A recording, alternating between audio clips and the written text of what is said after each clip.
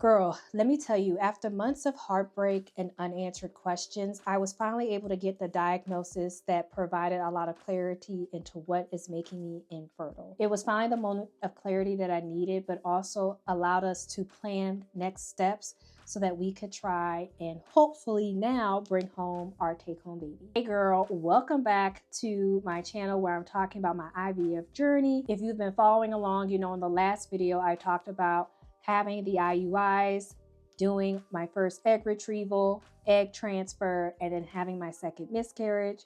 So all things were covered in the last video. Today I want to talk about the moment in my journey where I realized that there is actually something else medically going on that is preventing me from getting and staying pregnant, and how that has changed the trajectory of what we need to do going forward so that the next time I do an egg retrieval and also have a transfer, I have a higher chance of success in order to get pregnant.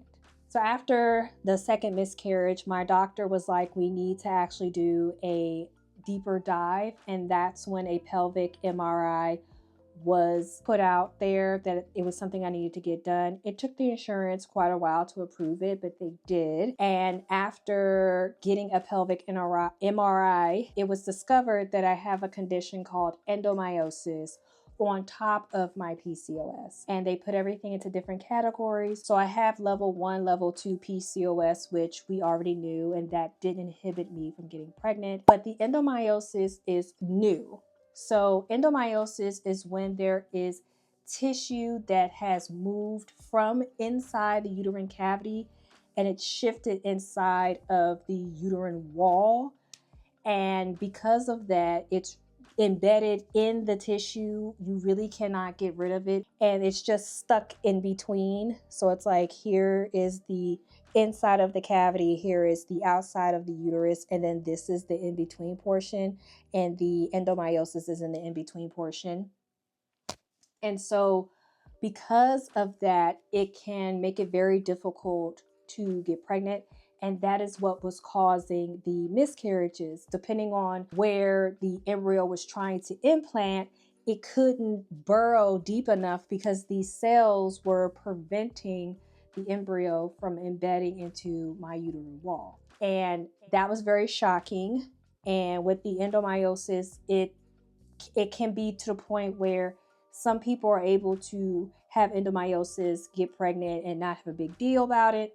But in my case, it's preventing me from having an embryo stick. So that is now what is cause of concern with trying to move forward in conceiving. I was definitely shocked because I, again, don't know anybody who has endomyosis. These are things that aren't really talked about when you have like other underlying medical conditions that are preventing you from having children. So again, it's like I'm getting all this stuff and I don't know anybody else who has this stuff.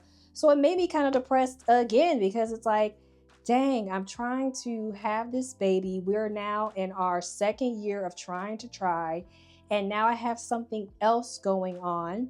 It is common for women who've given birth previously to have this medical condition. And I don't have any endometriosis, which is when the cells travel throughout your body and they attach to other parts and other organs. I don't have that, thank God. But it's like now I'm dealing with endomyosis, and it explains like having the painful periods and cramping and discomfort during intercourse. People can have that. So it's just a lot. It can really be very debilitating, and to have those answers now allowed me to kind of shift my perspective about what it is that we needed to do. This also would mean that I would need to do another egg retrieval, because a baby that we had, unfortunately, we miscarried because of this medical condition. So now we needed to focus on what do we need to do to try and treat the endomyosis, which I find out that the treatment is very temporary.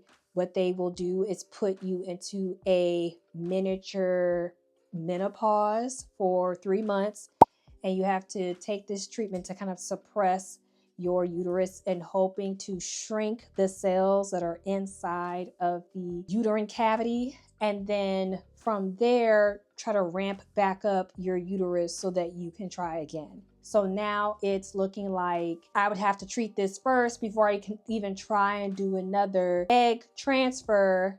And so now I'm like, is this even worth it? You know, part of me is like, I don't even know if I feel like doing this anymore, because now I have to deal with menopause symptoms, the hot flashes, night sweats, irritability. Like, I don't even know if I want to deal with all that. I'm not a very hormonal person in general, but it's like, now I got to go through all this. It's not really appealing to me. But I also know that this is like the last ditch effort on my end to try and have this second baby. So it was okay, now that we know the diagnosis, that we know that part of the treatment is suppressing my uterus for 3 months with the medication, and then trying to try on the other side of that, what is it that now I gotta do? What is it that I gotta do now? I'm still hopeful that once we get to that space of doing the actual suppression, that it will work, but it's very unappealing when you've been through all that to now find out that you have something else wrong with you. It can be a little bit unappealing, but I definitely told myself that now that I know and we know how to treat it, I can now feel confident knowing that we have a good step forward. And this was in August of 2024. So I knew then that we would have to try again to do another egg retrieval. And so that's what we started prepping to do, another egg retrieval. And we were hoping that we would get some good eggs, enough embryos so that we didn't have to do this again. And in the next video, I'm going to go into what happened during our second egg retrieval, everything surrounding that, and how that has led to where I am today, our second egg retrieval. So thank you so much again for watching this video. I'm hoping that by me sharing my journey with IVF, I am helping you in your journey with IVF, or if you know someone who's going through IVF, now this is a video of resource for them. Let me know in the comments if you are struggling or you are going through this process of now finding out that you have another medical condition that is preventing you from getting pregnant. I don't know everything. I would definitely share resources that I have in order to help you in your process, because I know that going through IVF or struggling with infertility can be very isolating if you don't know anybody else who is going through that process as well. You can check out my series here, as well as the next video in this series. If it's not available, it will be up very soon. I will see you over there. Take care. Bye, girl.